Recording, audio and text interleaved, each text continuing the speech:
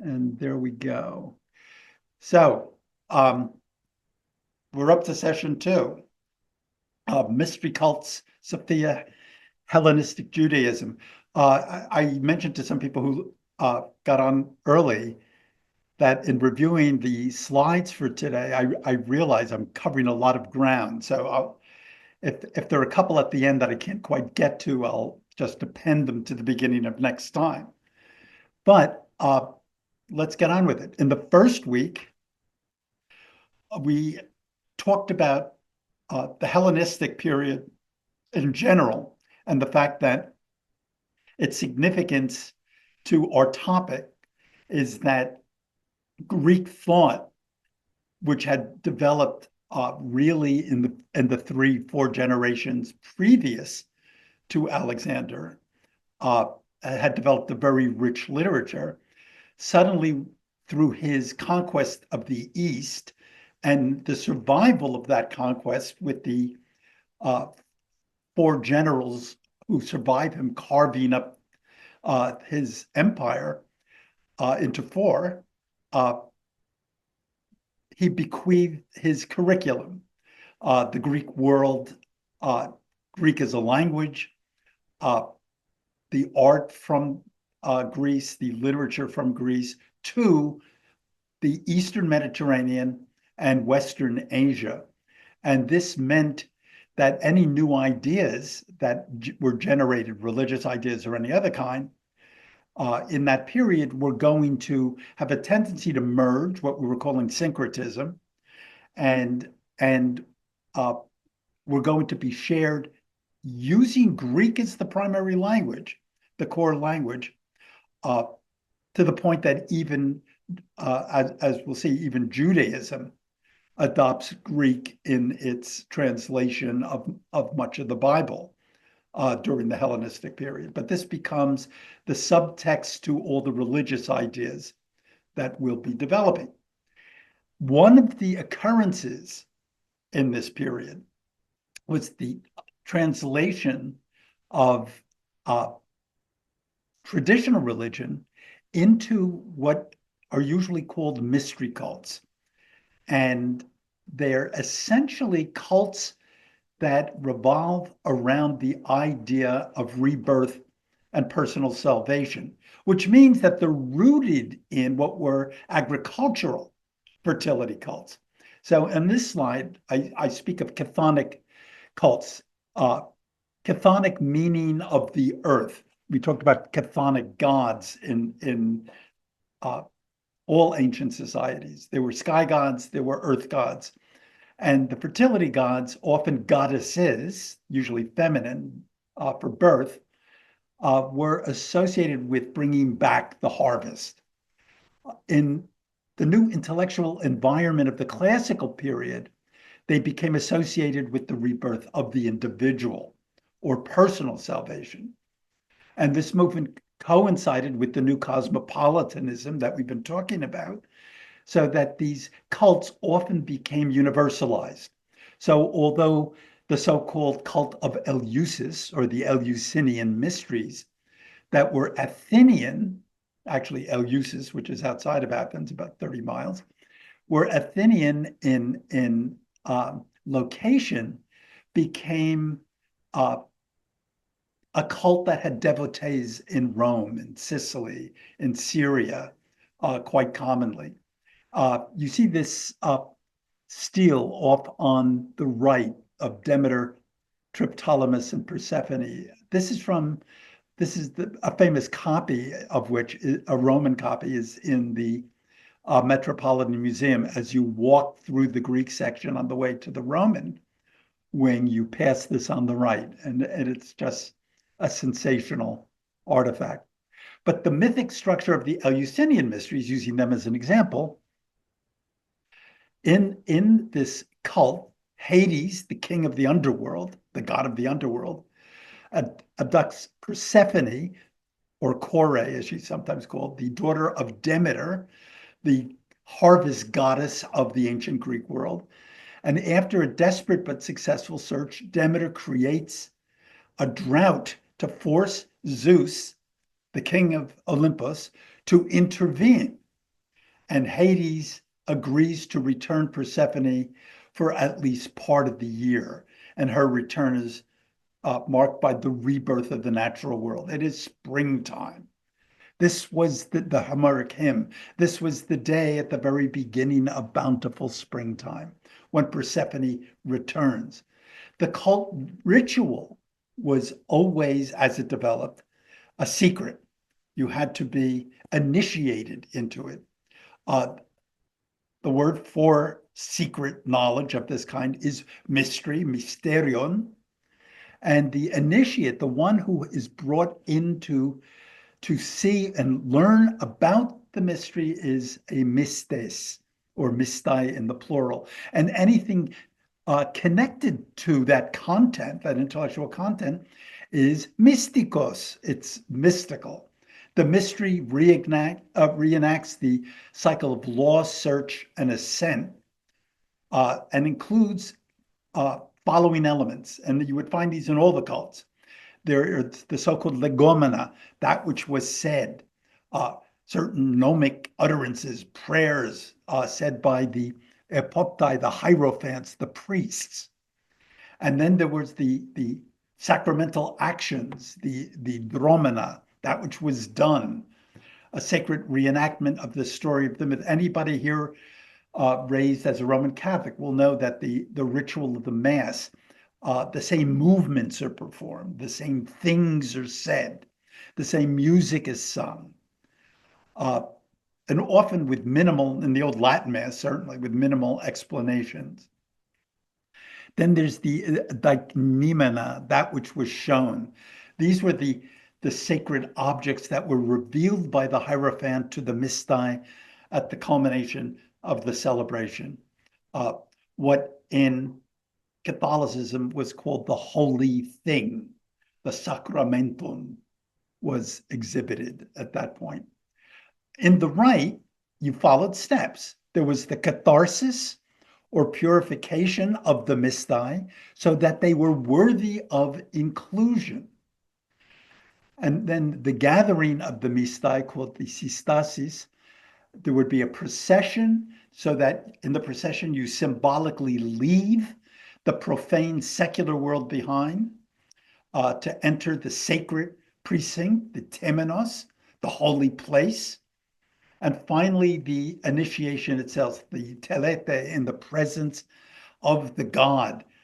Were drugs used? Perhaps.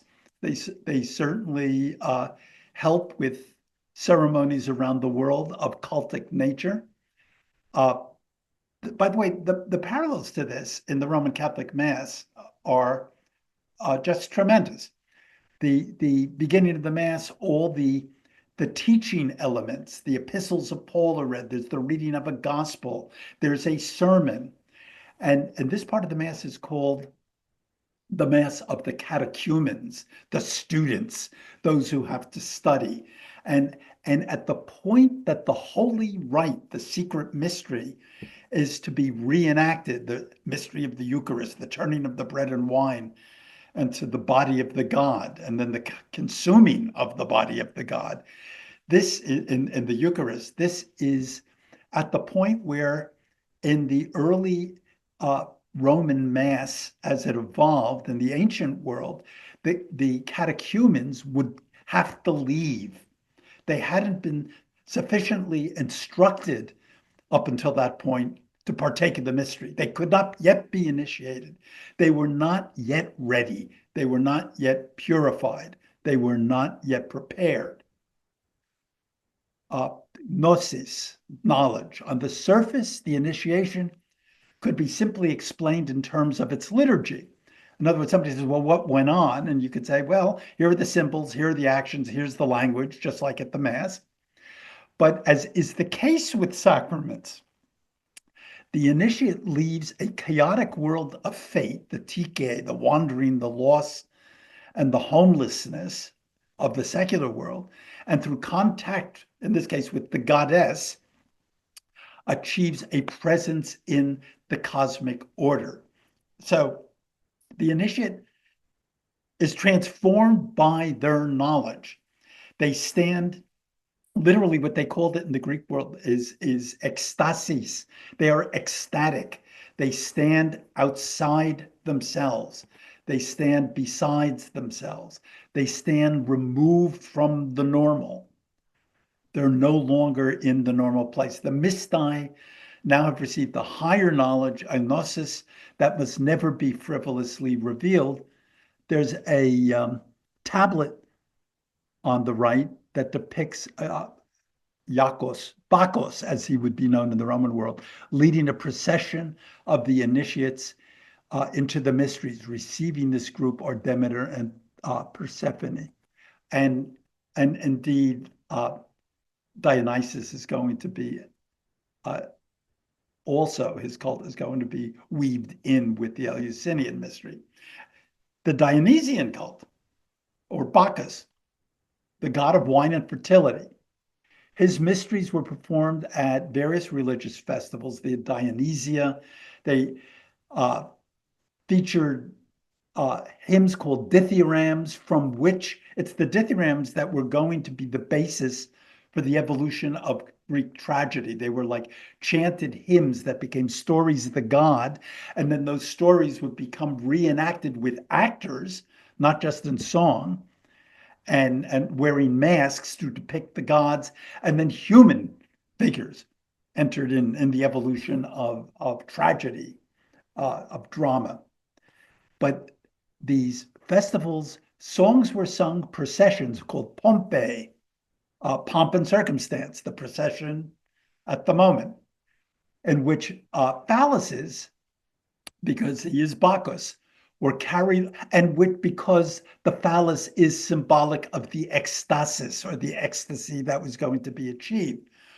So phalluses were carried along with offerings of bread and wine, and the libidinous satyr, the half man, the goat man, the sexual figure, the irrepressible id um, of Dionysian worship, uh, was always present and was used as in the comedies often that at these festivals there would be both uh, tragedies and comedies, and they would be in all the plays of the festival.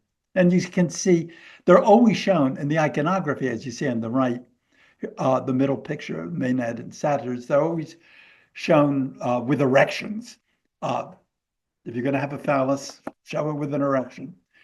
The frenzy of the god, Dionysus, has an ecstatic retinue that includes women, his Maenads, or bacchantes, as they're called, who are driven into a frenzy with wild dancing, the orebasia, and intoxication.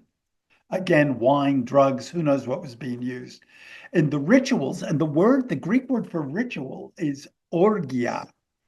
In the rituals, they dress in the skins of animals, the women, the men, the bacchantes, they dress in the skins of animals that they killed and eaten, symbols of Dionysus in his animal form. Because in the earliest version of the Dionysus myth, uh, he's dismembered.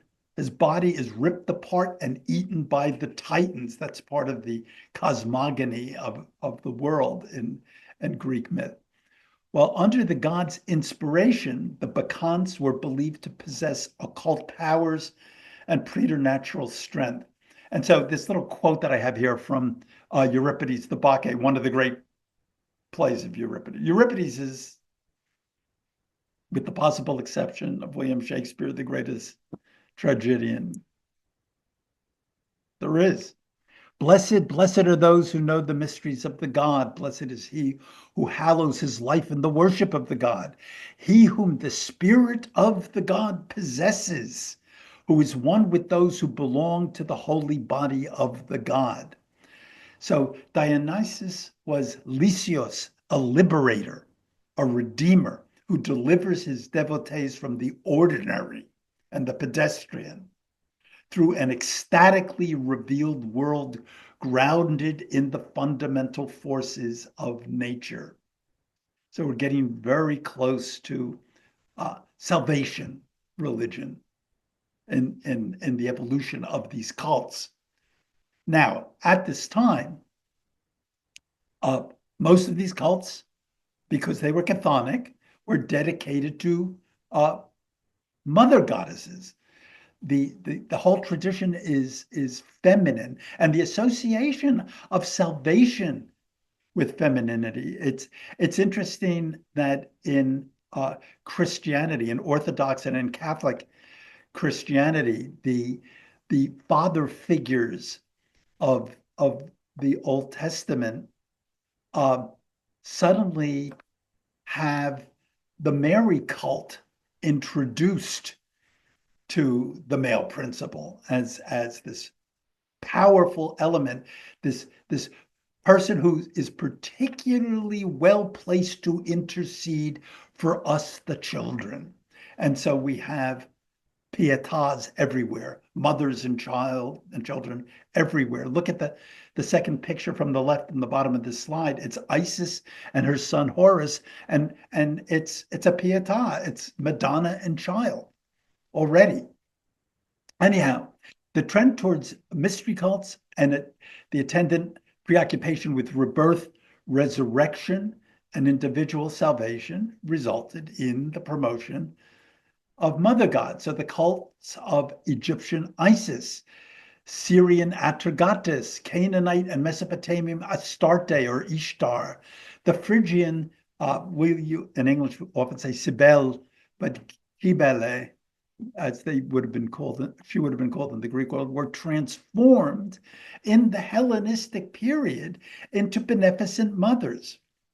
They were female gods, but suddenly they take on this new personality uh, trait of nurturing mother. Isis becomes a Hellenized figure whose resurrection of Osiris, who's her brother and husband, establishes her as the gateway to salvation and the afterlife.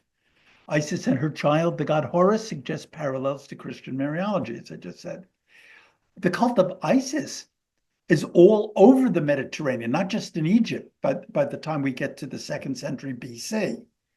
Uh, there are Romans who are attending cults of Isis in Gaul, in Roman France. You find vestiges of temples of Isis. Cybele, who is from Phrygia, which would have been in the northeastern Turkey in the modern world map, is identified by Romans as Trojan. And since the Roman state legend has Aeneas of Troy after the defeat by the Greeks, who leaves Troy and winds up founding the city of Rome, she becomes the so-called Great Mother, the Magna Mater of Rome. And her statuary is all over Rome by the time, certainly by the 1st century.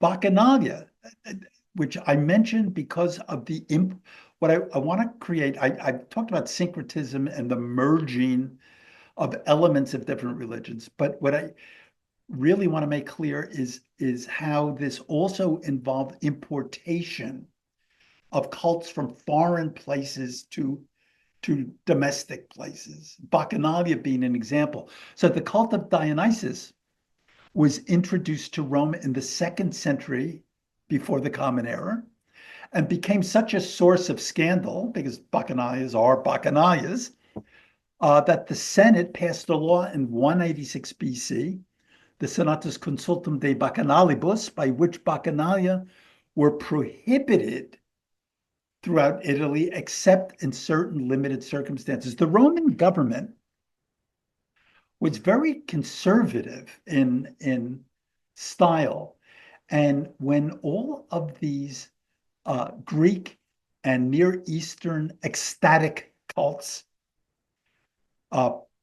started being imported, they're very suspicious because ecstasy is not easily, ecstasy and passion are not easily controlled. And the Romans liked a nice, sedate, predictable populace um, that they could easily control. Christianity and Judaism were suspect in Rome for the same reason.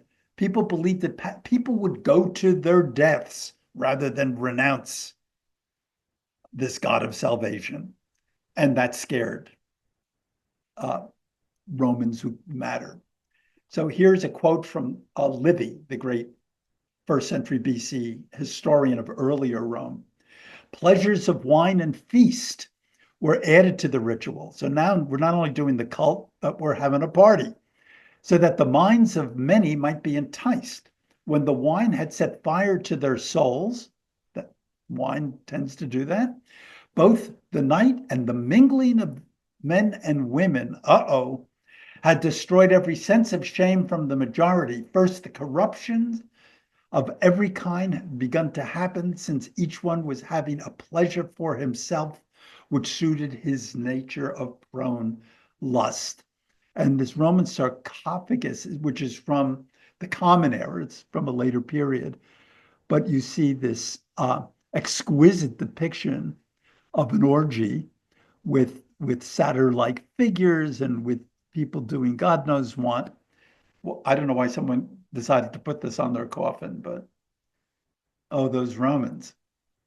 Anyhow, at Pompeii, there was uncovered the famous Villa of the Mysteries. It's a first century BCE villa containing a fresco series, these wall frescoes. I've only shown two of them here. There's like a dozen of them, and they're spectacular, uh, depicting stages of the Dionysian cult ritual. So the one on the left, you see a young male satyr plays panpipes, um, while a nymph suckles a goat. The initiate is being made aware of her animal nature. And on the one on the right, the initiate kneels before a priestess and appears to be whipped by a female figure. And next to her is a dancing Maenad. Uh, I wonder how the sensibilities of Christians in the next century would have found this villa. Anyhow, now the Dionysian myth undergoes a change when it meets with the Orpheus myth. Orpheus, who is the mythical poet who descends into the underworld and returns, like Persephone and Dionysus. And so his cult addresses the theme of rebirth and reinterprets the myth of Dionysus. Now, remember, Dionysus was torn apart and consumed by the Titans. And in retribution, Zeus hurled a thunderbolt, thereby turning the Titans into the ash from which humanity was born. So humanity is born from the ripped apart torso of Dionysus. In Orphic belief, this myth, reinterpreting the myth entirely, describes humanity as therefore having a dual nature. The body, the soma, inherited from the Titans, who've been reduced to ash, pure physical id, but a divine spark of the god, inherited from the god Dionysus, the psyche. So soma, the body, and psyche, the soul. And so we find entering into Greek thought theologically in a way, this idea that humans are two-part, body and soul, body and mind, as it'll come to be thought of, and that they are often at odds. So Orphism replaces intoxication with the enthusiasm attending a mystical union with the God. Salvation was the result of freeing oneself of material existence, the body, through purification. The path was to ritually relive the suffering and death of the God and the uninitiated would be reincarnated indefinitely in Orphic myth. So Orphics argued for as an ascetic response to the world by which you could free yourself from the vestiges of the body, the lower body as it became. You can see how Plato later on is going to um, see the world much through the lens of an Orphic reading. The body-soul dualism, the intellectual split of the body and soul that began with the Orphic reading of Dionysus, was refined by the Pythagoreans in the 5th century BCE and formalized by Plato in the 4th century BCE. It had a profound influence on virtually all religious and philosophical movements in the Hellenistic period.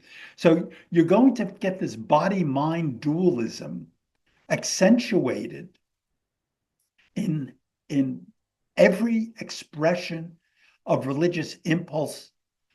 You'll find it in Judaism, you'll find it in Christianity and Gnosticism and Manichaeanism. It's going to be a pronounced trait of everything that develops out of these salvation cults of the Hellenistic age. The idea that the body is low, coarse, and mortal, and that the soul or spirit is high, transcendent, and immortal was here to stay. Obviously, people die, but if you're arguing for a rebirth, and since you don't see bodies recomposing themselves on the spot, the idea is to say that the enduring, persisting element, the animating, immortal element of the human that can be saved, that can resurrect, that can live immortally, or at least return in some kind of cycle, again, is going to be an immaterial element, the soul, something spiritual.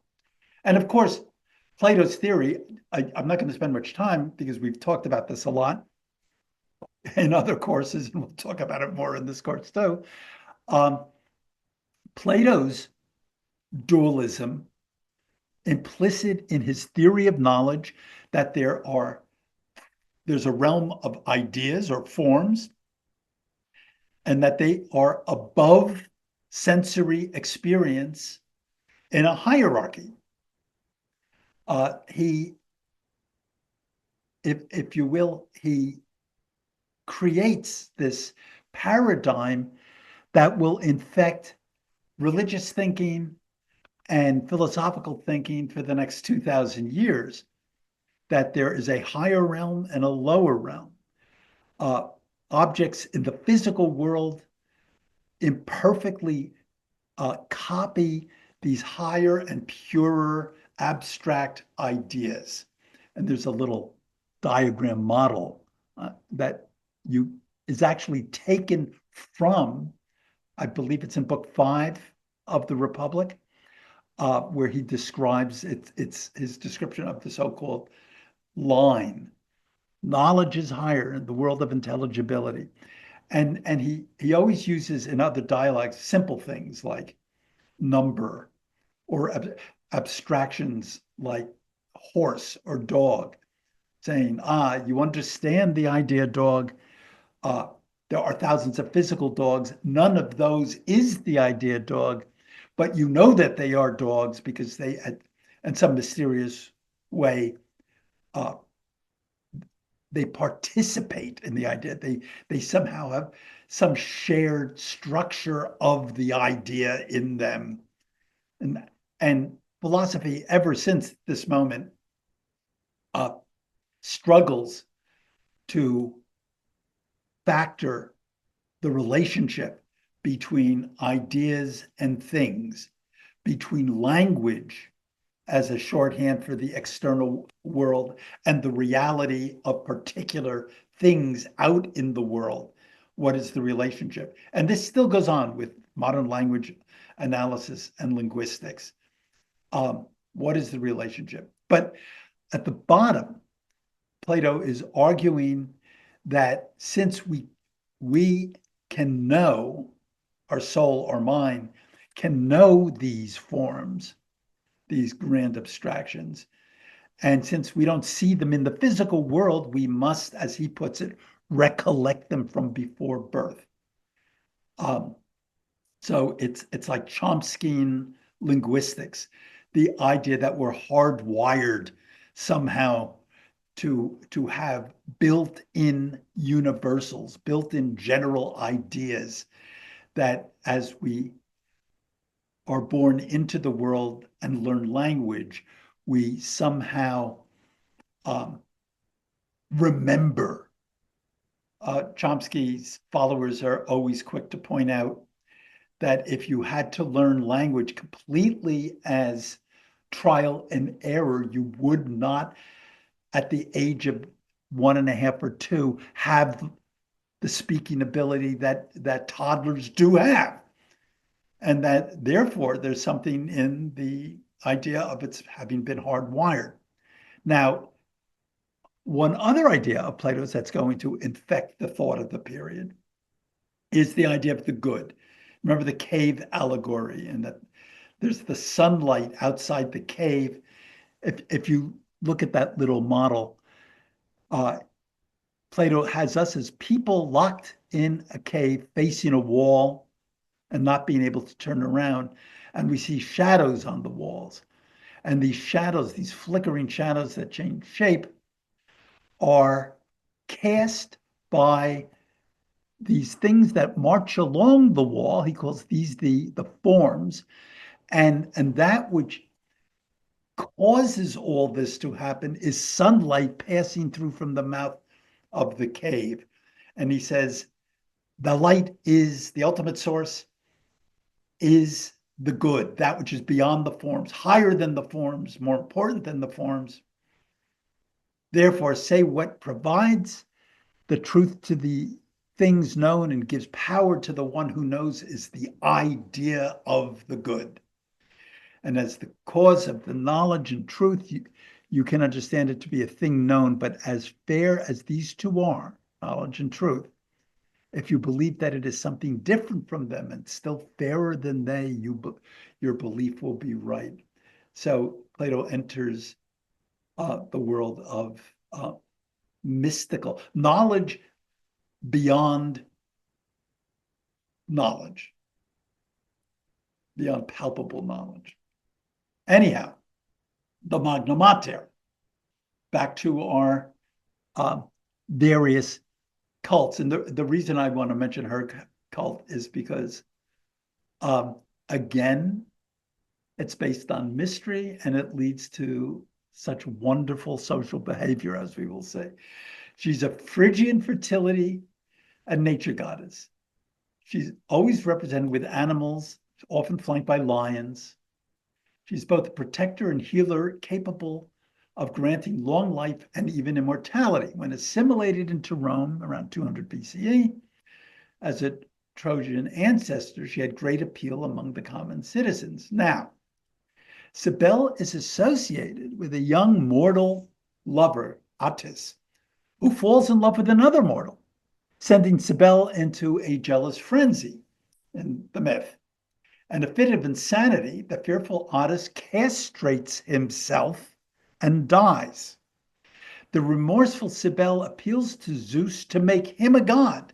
Oh, what have I done to my lover?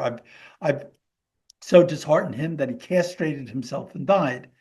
And here we have yet another resurrection mystery, allowing him to be reborn every spring. The Gali, the priests of Cybele, emulating Attis, were self-castrated eunuchs. So in Rome, and by the way, this cult is around for 6 centuries. The priests of 600 years, you would find self-castrated eunuch priests. If you can imagine how conspicuous they would be in this very Puritan Roman Republic for what was a deliberate, intentional, ostentatious effeminacy. So on the annual day, the Day of Blood, the dies sanguinis, the Galli flagellated themselves during an ecstatic celebratory bloodletting that featured wild Phrygian dancing with panpipes. Music in the ancient world, whenever it was wild and ecstatic, was always called Phrygian, because they believed that from this region, this is where all this derived from. Tambourines, panpipes, satyrs, nature gods, self-castrated eunuchs dancing around. They generally wore women's clothing, a turban, pendants, and earrings. They bleached their hair and wore it long, and they wore heavy makeup. They wandered around as beggars, mendicants, begging for charity, in return for which they were prepared to tell fortunes. This created a great problem for the Romans. By the way, in the lower right, somebody has reconstructed from based on what they found at an archaeological site, an image of a Gallus. So we think they would have been dressed something like this. Not exactly what you think of when you think of Cicero making a speech in front of the Senate. Anyhow, this presents a conundrum, a problem for the Romans. The Galli presented a unique problem. They cherished whose cherished ethnic identity was based on a sober, dignified masculinity. The civic gravitas of the Republican fathers was of two minds about this great mother, and whose priests were ostentatiously and aggressively effeminate. They were objects of scorn, of fascination, of awe. Even as a religious act, no Roman, not even a slave, could castrate himself without penalty. Remember, big families in Republican Rome were to be expected. Since the senior priest, the archigallus, was by law a Roman citizen, it's assumed that he himself was not a eunuch. And the Aeneid, Virgil describes Aeneas as a perfumed, effeminate Gallus, a half man who would, however, rid himself of, from the quote from the Aeneid, rid himself of the effeminacy of the Oriental in order to fulfill his destiny as the ancestor of Rome. And in The Art of Love, Ovid writes, don't torture your hair with curling irons. Don't pumice your legs into smoothness. Leave that to Mother Cybele's votaries, ululating in chorus with their Phrygian modes. Real men should primp their good looks. So, as I said, the Galli were a presence in Roman cities well into the Christian era. In the late 4th century, 600 years after the civic adoption of the cult, St. Augustine saw Galli, quote, parading through the squares and streets of Carthage, North Africa, with oiled hair and powdered faces, languid limbs, and feminine gait, demanding even from the tradespeople the means of continuing to live in disgrace, as he puts it. And we have this little relief up at the top, the Gallus sacrificing to the goddess Cybele. Anyhow, cult of Isis, a Hellenistic cult. As was the case with Cybele, Isis was imported into Greco-Roman culture in this period. In the Egyptian myth of struggle and rebirth, Osiris is killed and dismembered by the evil god Set. Isis retrieves his parts from the underworld and reassembles him, notably minus his genitals. In the myth, and the process of Hellenistic assimilation, it is Isis, with her striking parallels to the Greek Demeter, who becomes a cult figure. Ritual initiation into the Greek cult is modeled on Eleusis. Only priests were initiated in Egypt, whereas in Eleusis, everybody who could afford it traveled there. In later Roman times, Osiris appears as a Dionysian symbol of joyous afterlife. The Roman cult of Isis centered on salvation and rebirth and drew her following from women, slaves, and freed men. The statue and fresco above here are from the Temple of Isis at Pompeii. Notice she's in Roman garb. And on the right, Zeus's lover, Io, is carried by the river god Nile to be received by Isis, who holds an asp and has a crocodile at her feet.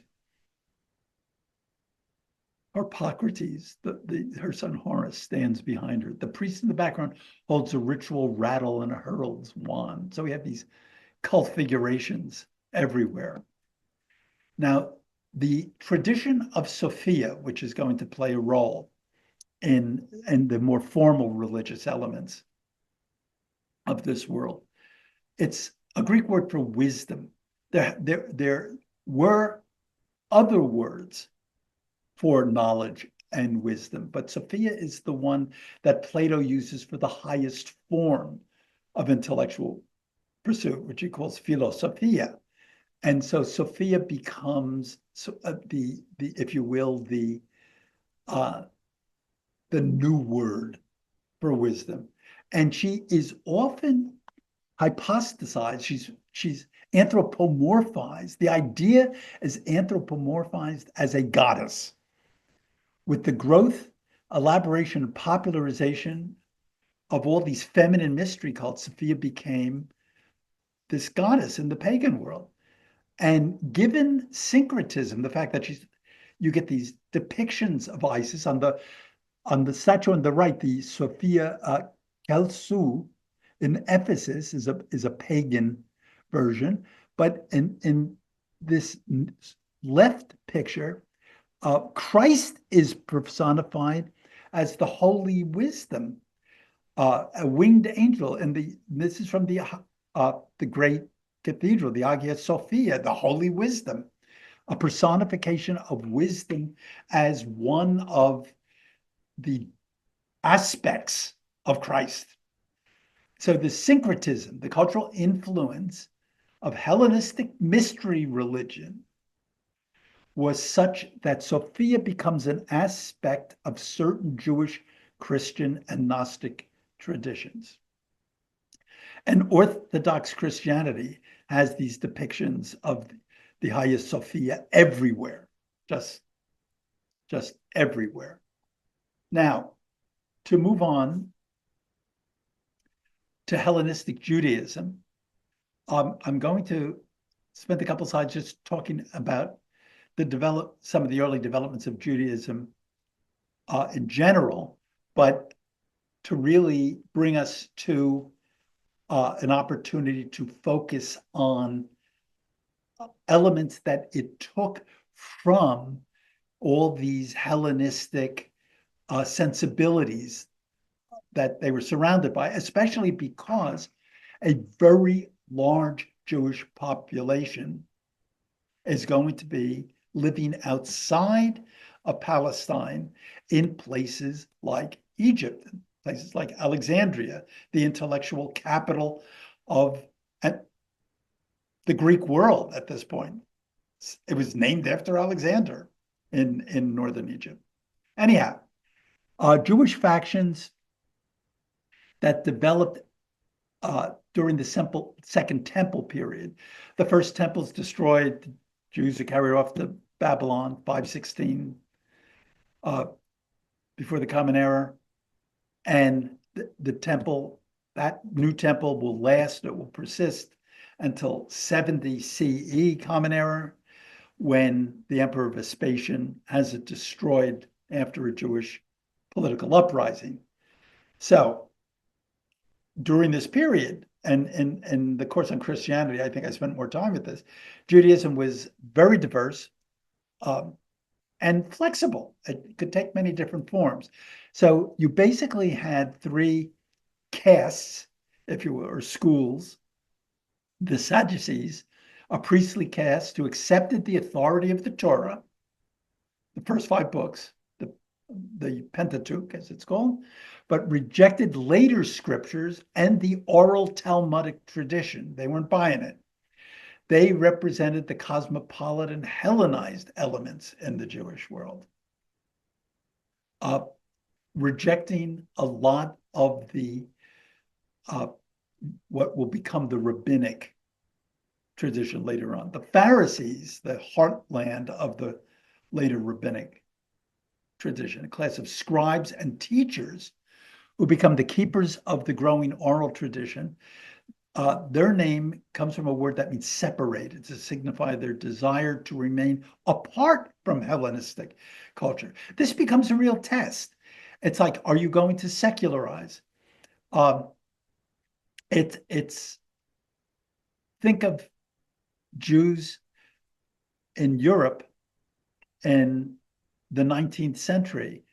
If they became urbanized and moved to cultural centers like Vienna or Budapest, the question was, uh, can you maintain your religiosity and your separateness in what is this very compelling cosmopolitan but increasingly secular world? And so in the second and first centuries BC, uh, we are going to, or BCE, we're going to see that same kind of tension running through Judaism.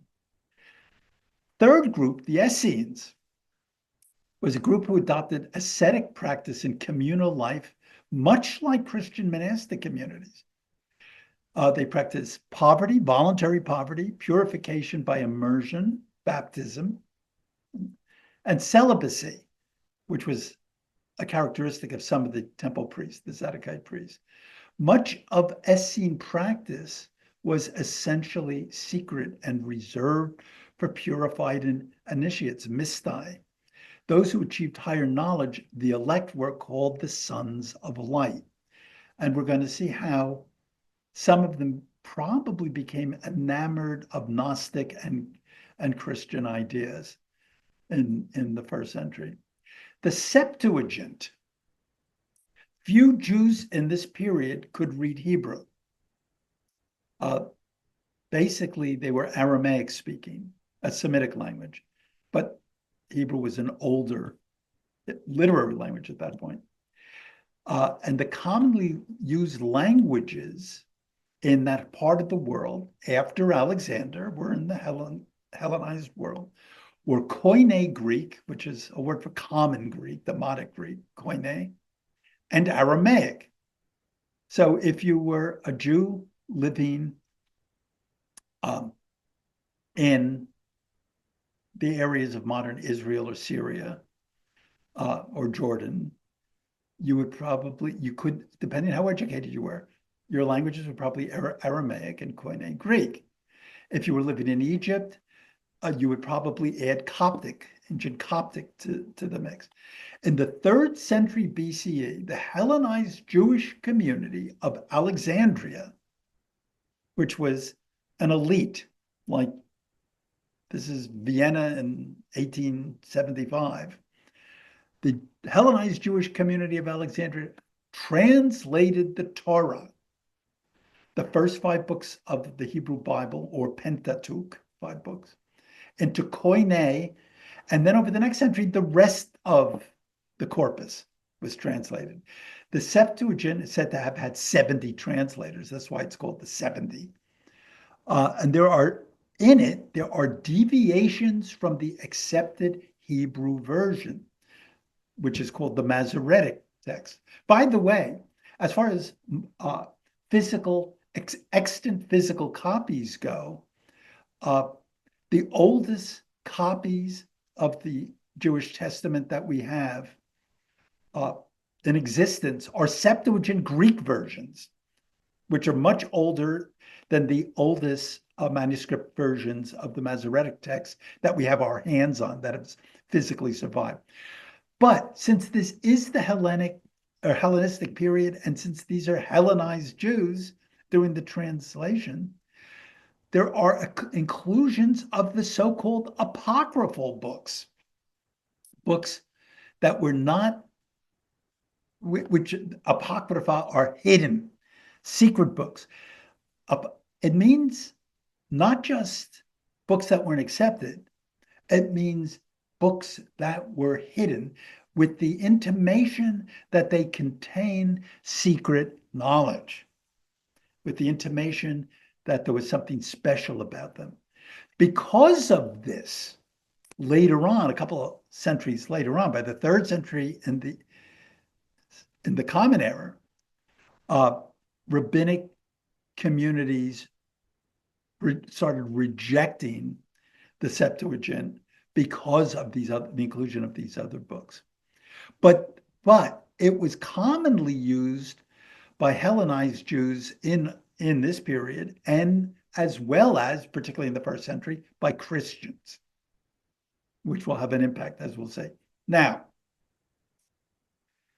a few words about the Messianic tradition, because it will play a huge role in the development of Gnosticism, of Christianity. I know I keep on tossing around the word Gnosticism and haven't talked about it directly. It's because all these things are contemporaneous, and I can't talk about all of them first at the same time.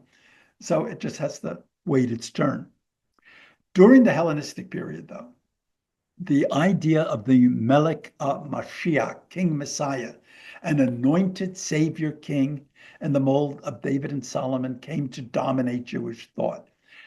The seeds may have been there, but it isn't until we get to people like Isaiah, who may not have been formally codified until the 6th century, who starts raising this image of a salvific Messiah, and it becomes a prominent text when we get into the Hellenistic period. For to us a child is born, to us a son is given, and the government will be on his shoulders, and he will be called Wonderful Counselor, Mighty God, Everlasting Father, and Prince of Peace, from Isaiah. Also, at this point, with the idea of the Messiah, is the eschatological idea of a world to come, an end of days. Originally depicted as an earthly paradise, the Messiah will come, he'll be a King David, he'll have armies, Jerusalem will have a golden era, etc. That would replace the flawed current world, but Hellenistic concepts of an afterlife and resurrection developed. So Hellenistic Judaism, just like the mystery cults, started thinking of this apocalyptic world to come, this world in which we will be delivered and which we will be saved, was going to be a spiritual world. And especially the Essenes bought into this. It was Hellenistic Judaism was apocalyptic. It's coming. We're waiting for him. We've been told that this will be transformative. There's and immortality is at stake. After 200 BCE, within Judaism, the idea of individual immortality enters and is suggested by texts in Isaiah and Daniel. But your dead will live, their bodies will rise. Let those who dwell in the dust wake up and shout for joy. Your dew is like the dew of the morning. The earth will give birth to her dead. Isaiah. And from Daniel, and there shall be a time of trouble, such as never was since there was a nation. And at that time thy people shall be delivered, every one that shall be found written in the book. And many of them that sleep in the dust of the earth shall awake, some to everlasting life, and some to shame and everlasting contempt. The idea of Sophia, a classic Hellenistic Greek wisdom concept, comes into Judaism via the Septuagint in the book of Proverbs, which were written in the Hellenistic period, and in one of the Apocrypha, a book called the Wisdom of Solomon, which is not accepted in the Masoretic text, but is one of these apocryphal books that's adopted by the Septuagint. The Hebrew feminine noun for wisdom, chokhmah, is translated as Sophia in Greek, and as in the mystery traditions is personified. So from the wisdom of Solomon, we have the quote, I learned both what is secret, this emphasis on secret knowledge. I learned both what is secret and what is manifest. For wisdom, the fashioner of all things taught me. There is in her a spirit that is intelligent, holy, unique, manifold, subtle, agile, clear, unpolluted, distinct, invulnerable, loving the good, keen, irresistible, beneficent, humane, steadfast, sure, free from anxiety, all powerful, overseeing all and penetrating through all spirits that are intelligent, pure, and altogether subtle. Whoa. That that is one strong force. For wisdom is more mobile than any motion. Because of her pureness, she pervades and penetrates all things, for she is a breath of the power of God. She's the pneuma. It's an emanation from the power of God, a pure emanation of the glory of the Almighty. For she is a reflection of eternal light, a spotless mirror of the working of God, and an image of his goodness. You're going to see how closely texts like this parallel certain Christian, Gnostic, and Manichaean texts, for that matter. The great Jewish Platonist, Philo of Alexandria, always from Alexandria, the seat of the hotbed of intellectual commerce between the years 200 BC and 200 AD, has Sophia as the consort of Yahweh.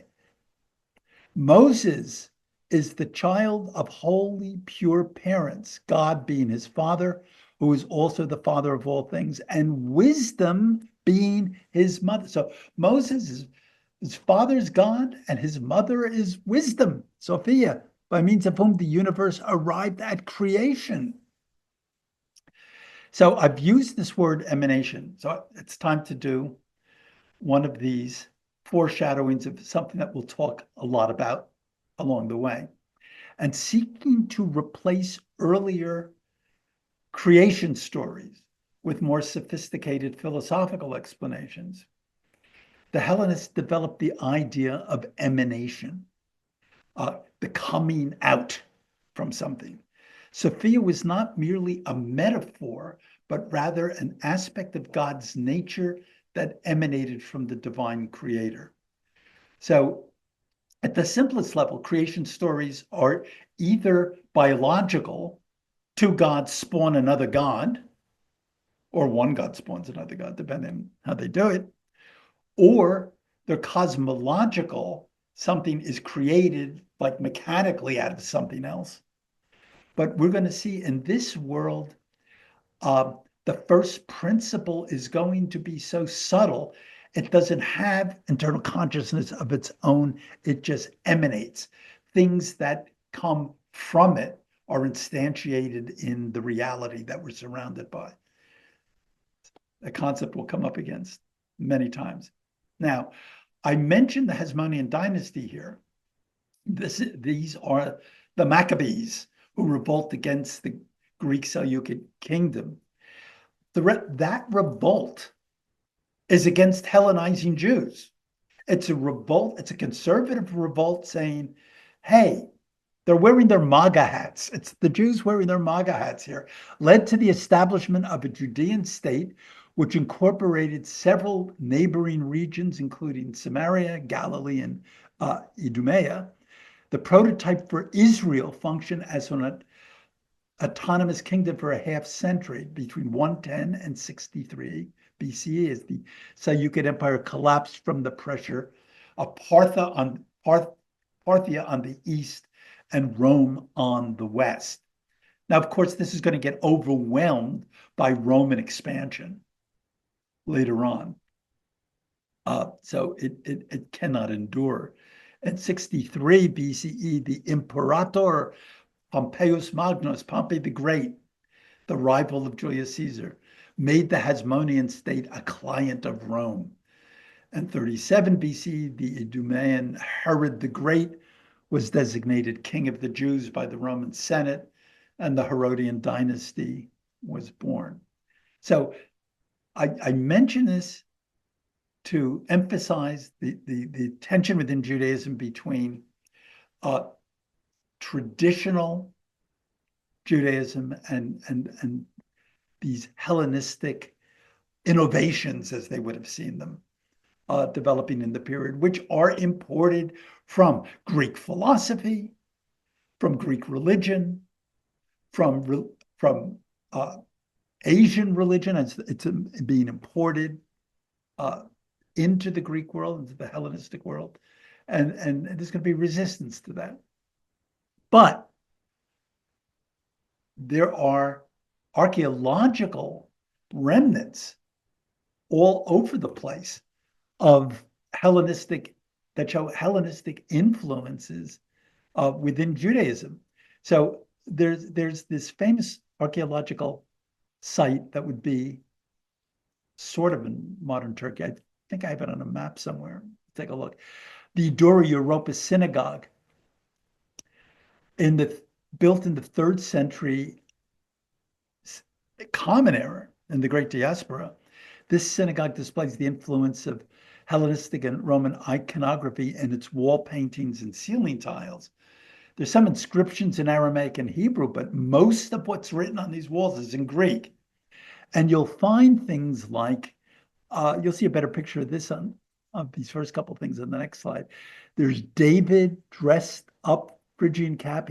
David is depicted as Orpheus in one wall painting. They're technically not frescoes. The technique, they used a slightly different technique of the way they painted on the wall.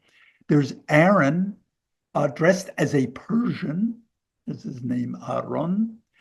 There's depiction of Moses and the Israelites in the Red Sea, except rather than a staggering group of Bedouins traipsing their way around Egypt through the Red Sea and out into the wilderness for 40 years, they're depicted as Roman soldiers. So you've got this kind of military hero, Moses. He's depicted as he's got a staff. He's sort of Hercules in this image. So you're getting Jewish lore filtered through Greek and Roman imagery. Here's a Capricorn tile. You'll see that zodiac symbols all over some of these synagogues. A tile depicting the magic element of the evil eye. And there are several female figures with botanical arrangements suggesting the Roman goddess Flora or the Greek Demeter or Persephone, depending. And they're all over the place.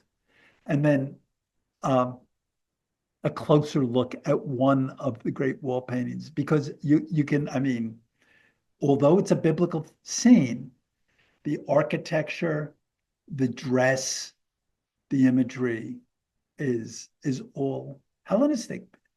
So he can be in Persian costume, and we can have Roman and Greek temple construction, etc.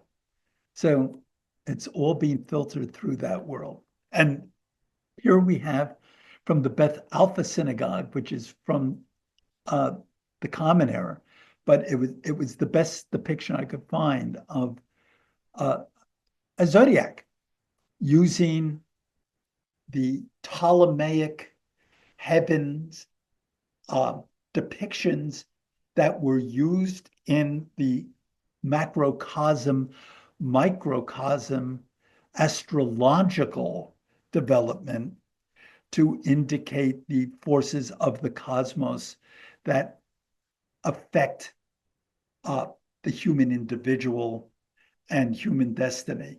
So here is this whole importation of Greek and Hellenized ideas into a Jewish synagogue. And from Hamat Tiberias Synagogue, 4th century Common Era. Uh, you get this is a very lovely one. They don't have a great picture of it. I couldn't find one, a great head-on picture online, but it looks quite beautiful.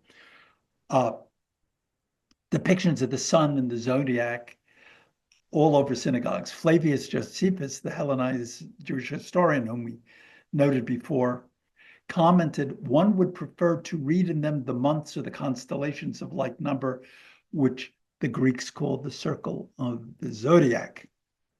Now, some comments on Jewish mysticism, because it's going to infect Christian thought and Gnostic thought greatly.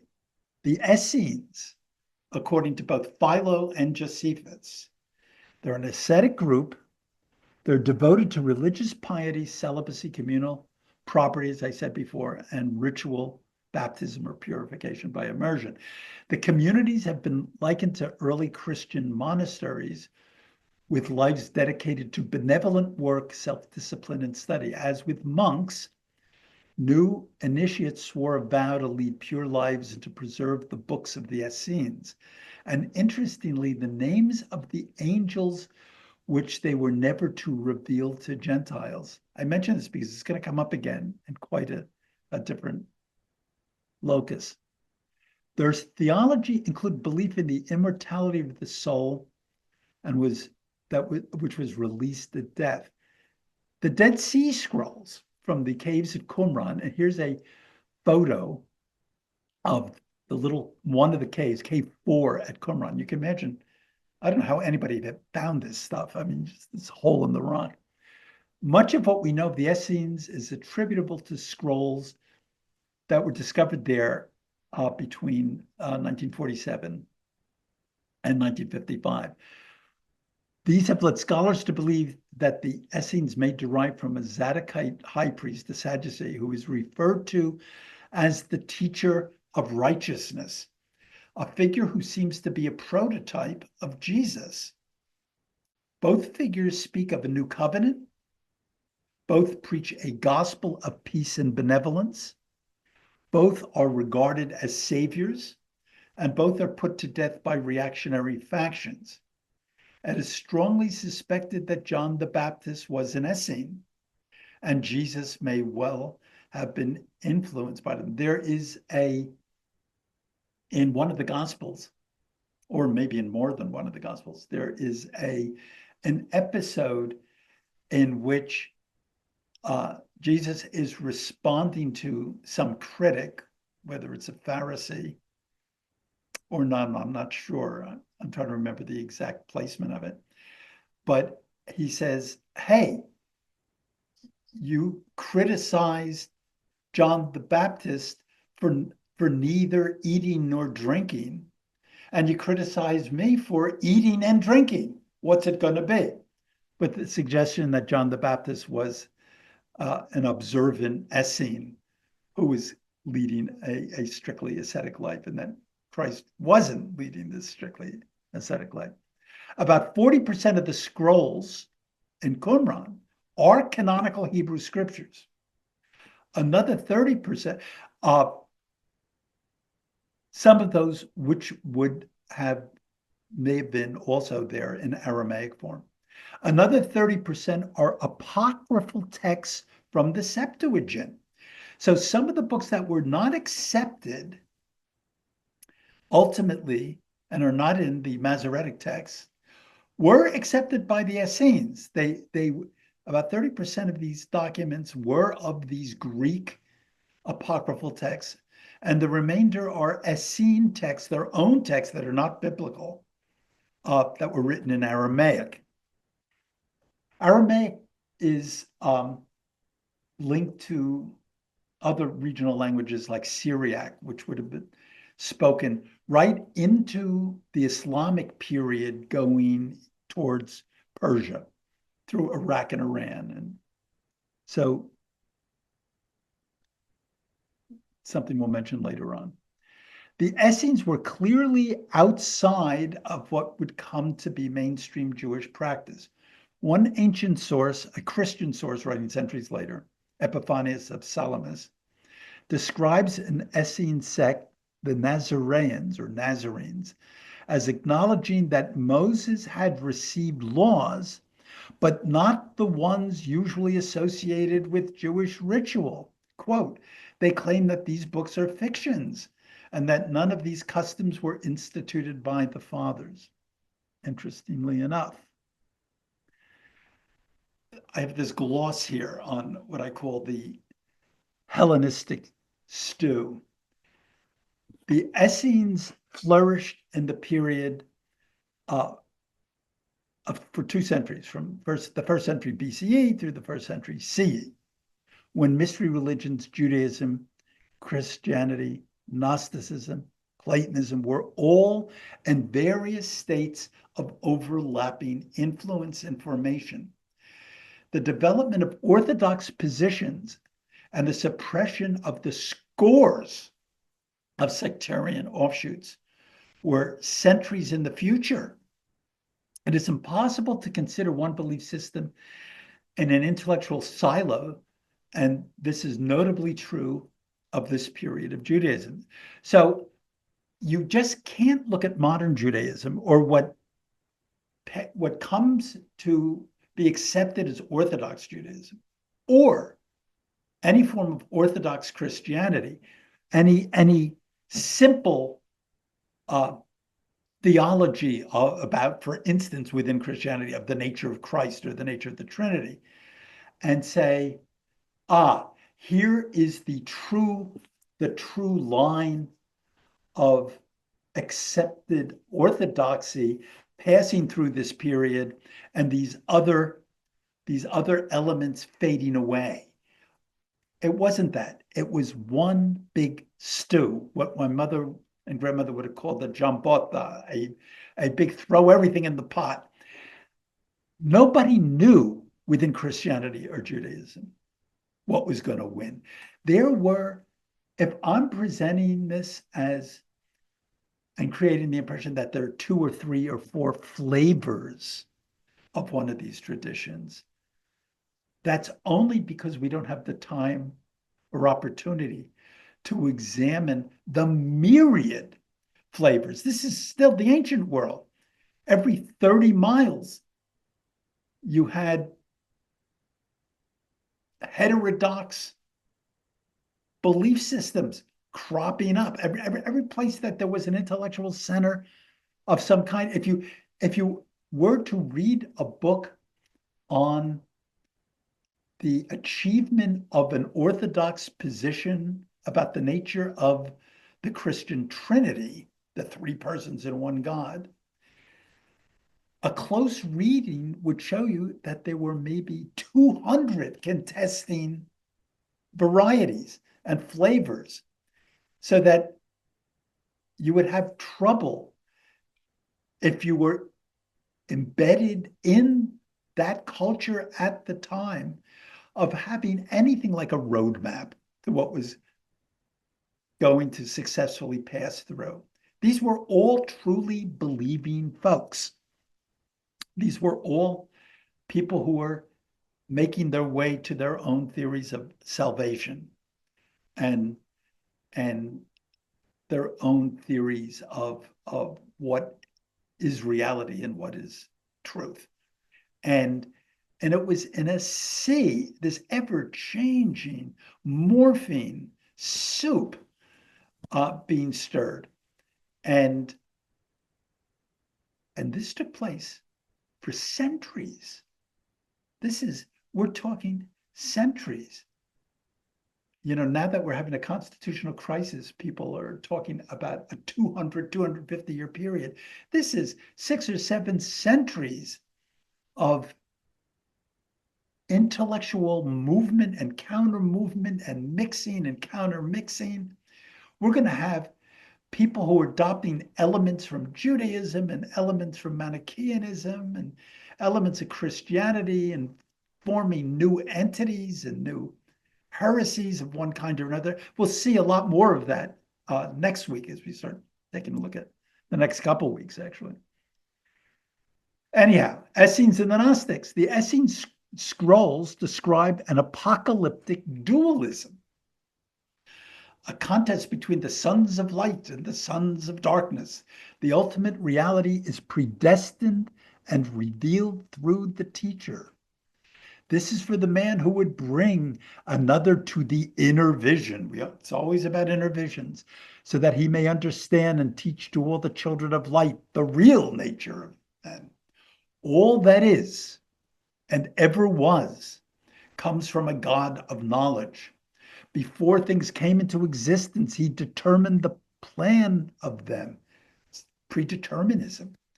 And when they filled their appointed roles, it is in accordance with his glorious design that they discharge their functions. Nothing can be changed. Now, this God created man to rule the world and appointed for him two spirits after whose direction he was to walk until the final inquisition. They are the spirits of truth and perversity. And in this commentary on the book of Habakkuk, they, the men of violence and the breakers of the covenant, will not believe when they hear all that is to happen to the final generation from the priest, in whose heart God set understanding, that he might interpret all the words of his servants, the prophets, through whom he foretold of the two spirits in man. Sounding very Gnostic, yet a Jewish commentary. Now, as seen in the Christian Gospels, in addition to the common belief in eschatological day of judgment and the use of certain similar rituals, purification by baptism and a communal meal of bread and wine, instituted by the Messiah, there are significant echoes between Christian Gospels and the Qumran texts. And now you will receive in your womb and bear a son, and you will name him Jesus. He will be great and will be called the Son of Man, the Most High, the Son of God. From Luke, from the Gospel of Luke. Now, from one of the Qumran texts, he will be called great, and he will be called Son of God, and they will call him Son of the Most High. He will judge the earth in righteousness, and every nation shall bow down to him. Was Christ influenced by Essene theology? Was he aware of these texts? Distinct possibility. Essenes and the Mandeans. So, I don't know whether you've ever heard of the Mandeans. An ethno-religious group that is still around, surviving into the 21st century in Iraq and Iran, even though the Islamicists of the last generation have almost pretty much killed the tradition off. But for over 2,000 years, there is this group of, I don't know quite what to call them, living in Iran and Iraq. They have a scroll of great revelation, as it is called. They claim to be the Nazareans, the term used by Epiphanius to describe Essenes and guardians or possessors of secret rights and knowledge. So the argument is that some Jewish Essenes made their way into Iraq and Iran, speaking a form of Aramaic and Syriac, and with texts that are very reminiscent of Qumran texts, and several religious concepts and terminologies are common to the Essenes and to the Mandeans. So, for instance, the Mandeans practiced baptism and believed John the Baptist was the final prophet. Yerdena, Jordan, is the Mandean name for every baptismal water. You step into a water to, like in this picture, to execute a baptism, that water is called the Jordan. Mandean terms, Lord of greatness and elect of righteousness, are found word for word in Essene texts. Mandeans believe that they constitute the true congregation of what they call the sons of light, straight out of the text. Mandeans are also forbidden from revealing the names of the angels to a Gentile, that odd little factlet that we found in Qumran documents. Both traditions orient their graves in a north-south direction, and each tradition has texts espousing pacifism. Interestingly enough, the originator of Manichaeism, the so-called prophet Mani, who we're going to talk about 2 sessions from now, his father seems to have lived with and maybe was a Mandean for some period of time. But he was also somebody who claimed to be a Christian and a Gnostic at other periods of time. So take that for what it is worth. Anyhow, final slide. And then we'll get to some questions. The 2 Adams. 2 confusing references in the book of Genesis were the basis of various Jewish, Christian, and Gnostic mystical interpretations. This is going to come up again, as we're going to say. In Genesis 1:27, so God created man in his own image. In the image of God created he him. Male and female created he them. Genesis 2:7, and the Lord God formed man of the dust of the ground and breathed into his nostrils the breath of life, and man became a living soul. The first Adam, in the image of God, was taken to be an original or heavenly Adam of light by some Hellenistic Jewish thinkers, including the Platonist Philo of Alexandria. This Adam has no part. In other words, there allegedly were 2 Adams, an Adam of light and an atom formed of mud. This atom has no participation in any corruptible substance and is pure and eternal. The Platonic form of Adam. And later Kabbalistic traditions, this is the Adam Kadmon, or primordial man, the form of man. The second Adam, made of clay, was perishable. It is the perceptible thing that imitates the form. This is going to be interpreted yet again differently by Gnostics, but these divergences in text are often used as the basis of, you see a contradiction? You have to understand, someone in this period who's a believer reads the holy text, sees this textual contradiction. One of the first principles of doing the interpretation is the book can't be lying. This is God's holy word. Therefore, one or both of these texts, you're led to the only other conclusion, has a hidden meaning.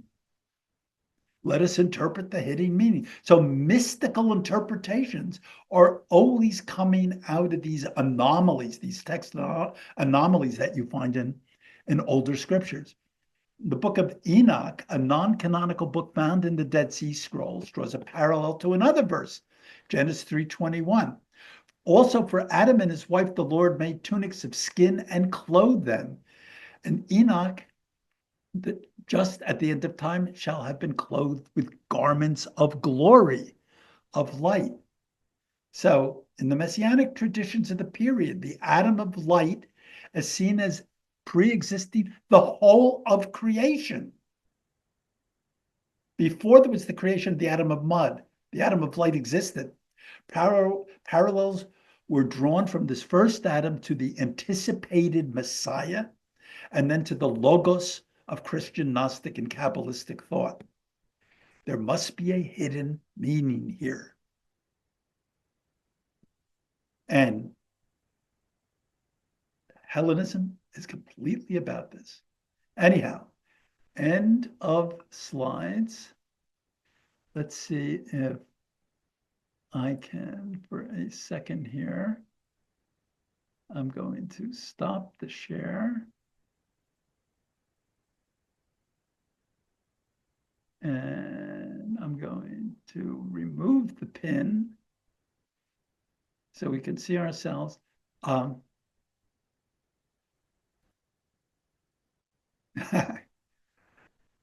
Thank you, Diane, about virgin birth. Anyhow, any comments or questions or?